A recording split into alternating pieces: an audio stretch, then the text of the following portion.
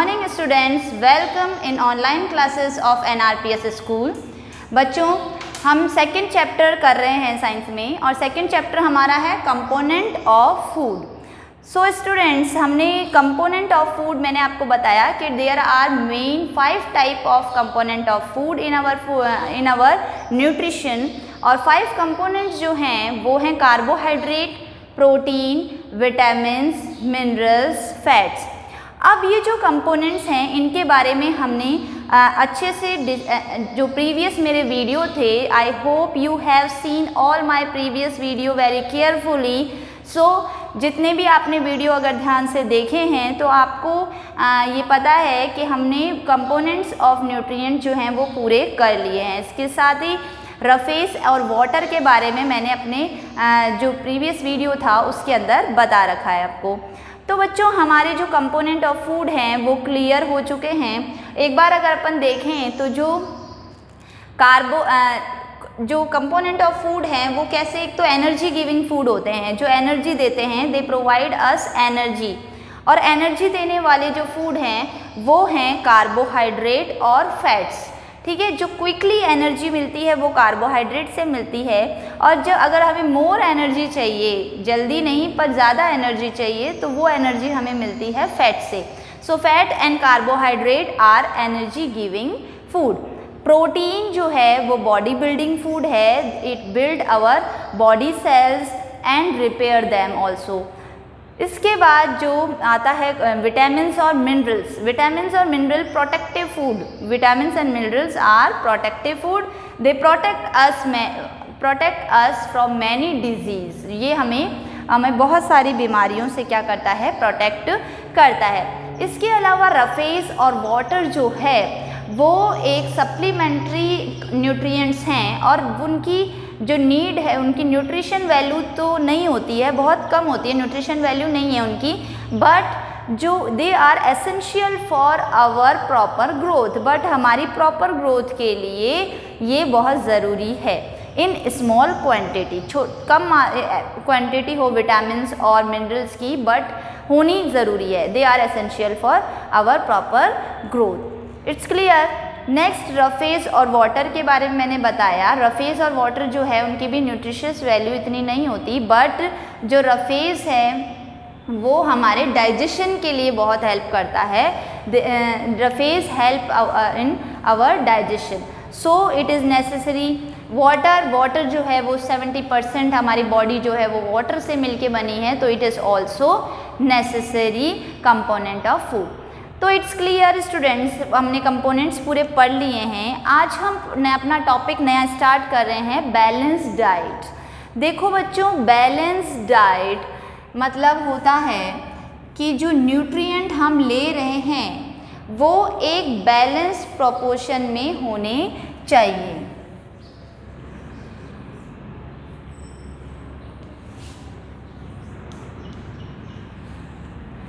Balanced diet. Balanced diet, all the food item that we eat during the day are collectively are called diets. पूरे दिन में हम जो भी खाते हैं उन सबको कलेक्टिवली हम क्या बोलेंगे, डाइट, कि ये हमारी डाइट है। It is essential to eat food items from all major food groups to grow well and stay healthy. तो ये ज़रूरी है, इट इज़ एसेंशियल कि जो हमारी डाइट है उसके अंदर सारे फूड आइटम जो हमारी ग्रोथ के लिए, हमारे हेल्दी रहने के लिए ज़रूरी है, वो होने चाहिए। अ diet that contain all the essential nutrient, वो डाइट जिसमें सारे एसेंशियल मीन्स जो हमारी बॉडी के लिए ज़रूरी है वो सारे न्यूट्रिएंट हो। रफेज एंड वाटर, इसके साथ में रफेज और वाटर भी हो, इन proper proportion is called balanced diet. So a diet that contain all the nutrient and water and roughage in proper proportion is called balanced diet. तो students, clear हुआ आपको balanced diet क्या है? Balanced diet वो diet जिसमें सारे nutrient, roughage, water proper proportion में, proper ratio में प्रेजेंट हो, उसको हम क्या कहते हैं? बैलेंस डाइट कहते हैं। तो अ डाइट, इसकी डेफिनेशन अपन लिख लेते हैं। इसकी डेफिनेशन है a diet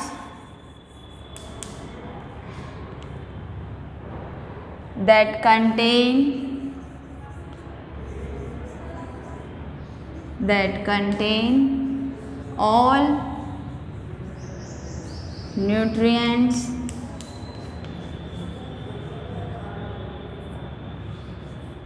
roughage and water in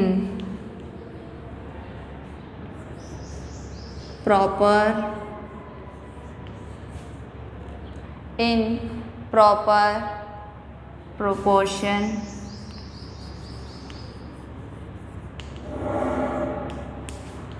is called balanced diet. So students, a diet that contain all nutrient, roughage and water in proper proportion is called balanced diet. अब देखो बच्चों, balance diet जो है उसमें food को grouping की है, food को ग्रुप में बताया गया है। जैसे 4 ग्रुप्स में डिवाइड किया है, वेजिटेबल एंड फ्रूट ग्रुप, कि बैलेंस डाइट में क्या होना चाहिए? वेजिटेबल और फ्रूट, मतलब हमें पूरे दिन में वेजिटेबल और फ्रूट को भी अपनी डाइट में लेना चाहिए। नेक्स्ट सीरियल्स ग्रुप, सीरियल्स होने चाहिए, अनाज होने चाहिए, जैसे राइस, ब्रेड, चपाती, ये भी हमारे फूड में होना चाहिए, हमारी डाइट में होना चाहिए। Next protein group, protein group मतलब जो हमारे पल्सेस, मीट, बोन्स, पीस, ये सारी चीज़ें भी हमारी डाइट का एक पार्ट होना चाहिए डेली में। और मिल्क ग्रुप, मिल्क ग्रुप में आता है मिल्क और मिल्क प्रोडक्ट, जितने भी मिल्क हैं, मिल्क प्रोडक्ट हैं या फिर मिल्क है, वो हमारी डाइट में हमें लेना चाहिए। तो इनको हम क्या करा है? ग्रुपिंग कर दी है। वेजिटेबल ग्रुप समझ में आ रहा है आपको? 4 ग्रुप्स में फूड ग्रुप बनाए गए हैं, 4 फूड ग्रुप्स, है ना? तो there are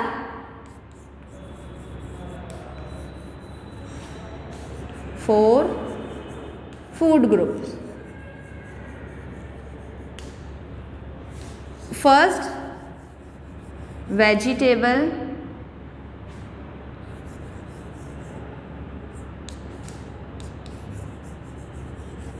fruits group, vegetable और फ्रूट ग्रुप, ठीक है।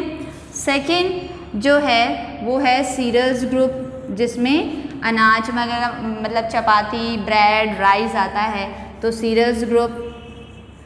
थर्ड जो है वो है प्रोटीन ग्रुप, ठीक है, क्योंकि प्रोटीन जो है वो बहुत नेसेसरी है हमारी बॉडी के लिए और it build our body, so protein group also essential.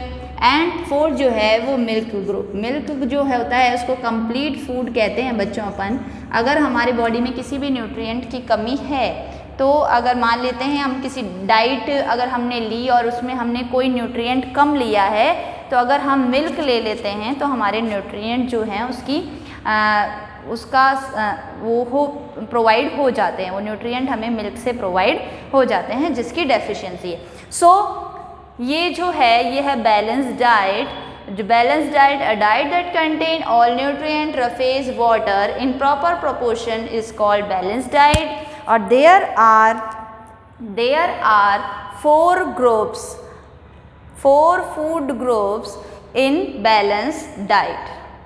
So students, अब इसके बाद में जो a balance diet varies from, देखो बैलेंस डाइट जो है ज़रूरी नहीं है कि एक ही तरह का फूड जो है वो हर पर्सन को चाहिए, उतनी ही डाइट चाहिए। ऐसा जैसे कि मान लेते हैं कि कोई एडल्ट है, अगर वो 4 चपाती खाता है तो क्या छोटा बच्चा भी 4 चपाती खा सकता है क्या? नहीं। कोई बुज़ुर्ग है और वो अगर मान लेते हैं कि वो एडल्ट के बराबर फूड नहीं ले सकते, तो सबकी डाइट पर वेरी करती है। ये जो डाइट है बैलेंस डाइट है, it vary from person to person. With age, sex and the kind of work. ये एज से, सेक्स से और काइंड ऑफ वर्क कि आप क्या काम करते हो उससे ये वेरी करती है। देखिए जैसे कम एज है तो हमारी डाइट कम होती है, उस टाइम बच्चों की डाइट कम होती है, बट प्रोटीन वाला जो फूड होता है वो बैलेंस डाइट में ज़्यादा देते हैं। इसी तरीके से अगर आप हार्ड वर्क करते हो ज़्यादा, मान लेते हैं कोई लेबर है और वो पूरे दिन मेहनत का काम कर रहा है तो उसको डाइट क्या चाहिए, ज़्यादा चाहिए। बट अगर ऑफिस वर्क है आपका, आप ऑफिस में बैठते हो तो आपकी डाइट क्या हो जाएगी, कम हो जाएगी। जो बैलेंस डाइट है वो वेरी करती है पर्सन टू पर्सन, अलग अलग पर्सन में अलग अलग तरह की ऐसे डाइट ली जाती है। और एक्टिविटी अ पर्सन डज, जो पर्सन कोई एक्टिविटी करता है उस पर डिपेंड करता है। For example a growing child, a pregnant woman require protein rich diet. एक ग्रोइंग चाइल्ड है और एक प्रेग्नेंट वूमन है तो उसके लिए प्रोटीन वाला फूड जो है वो ज़्यादा एसेंशियल होगा। क्यों? क्योंकि उनकी क्या हो रहा है, ग्रोइंग चाइल्ड है, उसकी ग्रोथ हो रही है, तो ग्रोथ के लिए, बॉडी बिल्ड के लिए क्या चाहिए, हमें प्रोटीन कंटेनिंग फूड रिक्वायर्ड है। इसी तरह से अगर प्रेग्नेंट वूमेन है तो उसके भी बेबी के प्रॉपर डेवलपमेंट के लिए, प्रॉपर ग्रोथ के लिए उसको भी क्या चाहिए, प्रोटीन रिक्वायर्ड है। ये पर्सन टू पर्सन डिपेंड करता है। अ labour require more carbohydrate because he need more energy. एक लेबर है तो उसको कार्बोहाइड्रेट वाला फूड ज़्यादा चाहिए। क्यों? क्योंकि उसको ज़्यादा एनर्जी की नीड है, वो हार्डवर्क कर रहा है, उससे उसकी एनर्जी डाउन होती है। So carbohydrate rich food provide him energy. Apart from eating a balanced diet, it is important to cook food properly so that the nutrients present in it are not destroyed in the process. अब देखो students, जो proper ये food है, अगर हम मान लेते हैं हम प्रॉपर डाइट ले रहे हैं फिर भी हमको न्यूट्रिएंट नहीं मिल रहे, तो इसका मतलब है कि कहीं ना कहीं आपकी कुकिंग मेथड गलत है। हमें जो फूड है उसको बहुत ज़्यादा कुक नहीं करना चाहिए। बहुत ज़्यादा कुक्ड फूड जो होता है उसके न्यूट्रिएंट डिस्ट्रॉयड हो जाते हैं। तो कुकिंग भी हमें प्रॉपरली तरीके से करनी है ताकि हमारे बैलेंस डाइट के जो न्यूट्रिएंट हैं वो बने रहें। अब देखिए, food should not be cooked in just enough water so that excess water does not have to be thrown away as it contain vitamins and minerals of the food. जो food है उसको बहुत ज़्यादा पानी में भी नहीं पकाना चाहिए, क्योंकि कई बार ज़्यादा वाटर हो जाता है तो हम क्या करते हैं, उस वाटर को बाहर निकाल देते हैं, फेंक देते हैं। जैसे तो फेंकने से क्या होता है कि जो न्यूट्रिएंट है वो पानी के साथ चले जाते हैं। एक प्रॉपर क्वांटिटी ऑफ वाटर में ही कुकिंग हमको करनी चाहिए ताकि हमें वाटर जो है, एक्सेस वाटर हमें फेंकना ना पड़े। Food should not be heated on higher temperature as the nutrient destroyed by the too much heating. बहुत ज़्यादा टेम्परेचर में फूड को हमें पकाना नहीं चाहिए, क्योंकि ज़्यादा एक बार हमेशा फूड जो आप कुक करते हैं तो वो सिम पे करना चाहिए ना, सिम रखनी चाहिए गैस को, क्योंकि अगर आप बहुत ज़्यादा फ्लेम पर उसको पकाते हो तो न्यूट्रिएंट आर डिस्ट्रॉयड, न्यूट्रिएंट जो है वो ख़त्म हो जाते हैं, नष्ट हो जाते हैं। Vegetable and fruit should not B washed after piling of cutting them because the nutrient gate washed away. और जब भी आप फ्रूट्स और वेजिटेबल जिनको आप कच्चा खा रहे हो, बिना अनकुक्ड जो फूड आप ले रहे हो, उसको कभी भी आपको काटने या छीलने, पीलिंग के बाद में उसको वॉश नहीं करना चाहिए। मतलब पहले ही आप उनको वॉश कर लो, after that we peel it और कट इट। हमें पहले अगर हमने कट करने के बाद में अगर हम उसको वॉश करते हैं तो उसके ऊपर के जो विटामिन्स, न्यूट्रिएंट्स होते हैं वो क्या हो जाते हैं, वॉश्ड हो जाते हैं। Over eating of a particular type of food sometime causes many problem in the body. और एक ही तरह का फूड की जो ओवर ईटिंग होती है, कई बार हम एक ही तरह के फूड रोज़ खाते हैं क्योंकि वो हमें टेस्टी लगते हैं। अगर ओवर ईटिंग आप वन काइंड ऑफ फूड अगर आप ओवर ईट करते हो तो आपको बहुत सारी दिक्कत हो सकती है। बच्चों, ये बैलेंस डाइट जो है वो आपके कंप्लीट हुआ। आई होप यू अंडरस्टैंड। और बैलेंस डाइट में आप क्या लिख सकते हैं, बैलेंस डाइट की आपको डेफिनेशन लिखनी है और इट्स कॉल्ड बैलेंस डाइट। और इसके अंदर जो बैलेंस डाइट में आप एक ये भी लिख सकते हो इसी के अंदर, जैसे आपको क्वेश्चन आएगा डिफाइन बैलेंस डाइट, तो बैलेंस डाइट वेरीज फ्रॉम, इसी के अंदर balanced diet varies from person to person. ठीक है, वेरी करती है person to person with age, sex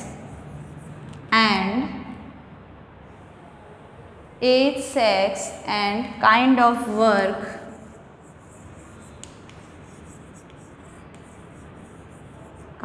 work, और एक्टिविटी और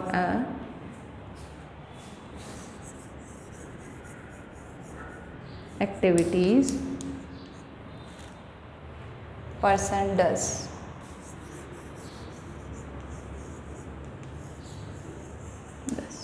So students, it's clear, a diet that contain all nutrient, phase and water in proper proportion is called balanced diet.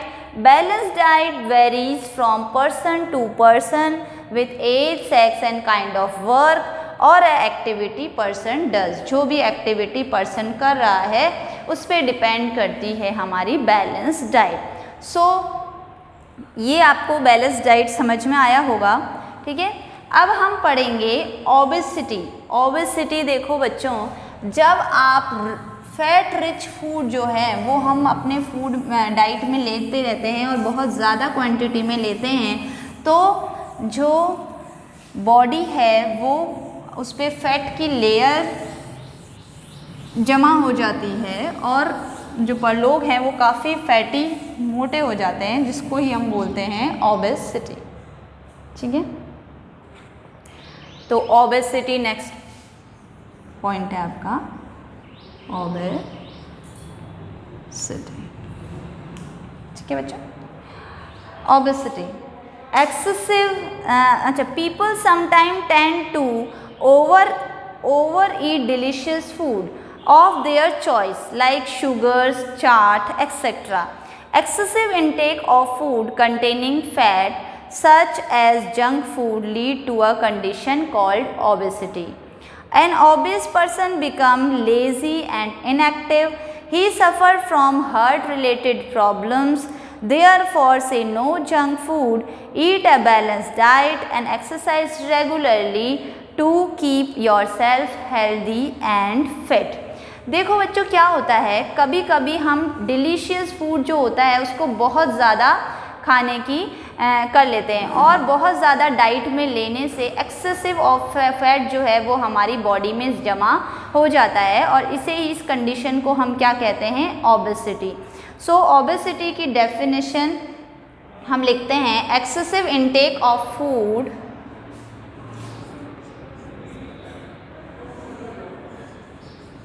excessive intake of food containing fats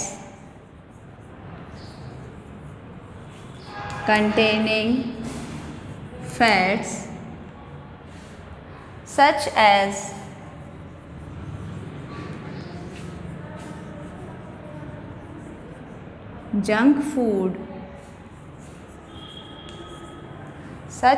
junk food leads to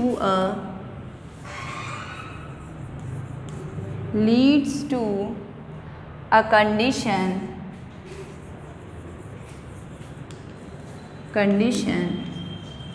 called obesity.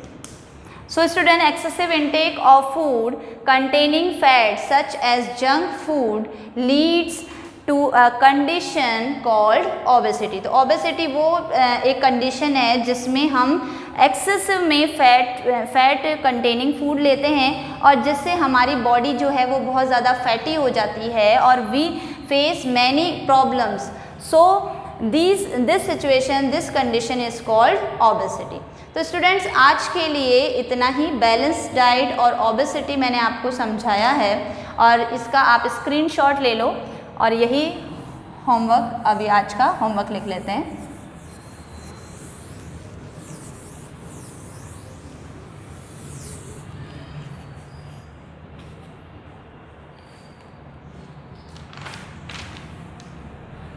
Question number 1, define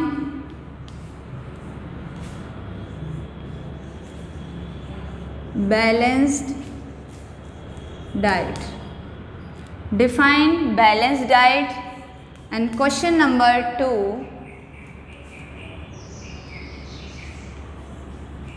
define obesity. obesity को भी define करना है आपको और balance diet को भी आपको define करना है। सो स्टूडेंट्स ये होमवर्क आपका क्लियर है। कल आपका 5 मिनट्स का इवैल्यूएशन होगा जिसमें शॉर्ट क्वेश्चंस, बिल्कुल 1 वर्ड के आंसर्स आपको लिखने होंगे बहुत जल्दी। सो आप बिल्कुल प्रिपेयर रहें। जितना मैंने इस चैप्टर में करवाया है ओबेसिटी तक, वहाँ तक आपको बिल्कुल 1 वर्ड के जो आंसर्स हैं, 1 वर्ड के जो क्वेश्चंस हैं वो आपको अच्छे से प्रिपेयर रखने हैं। आपका इवैल्यूएशन होगा। So all the best, stay safe, stay healthy.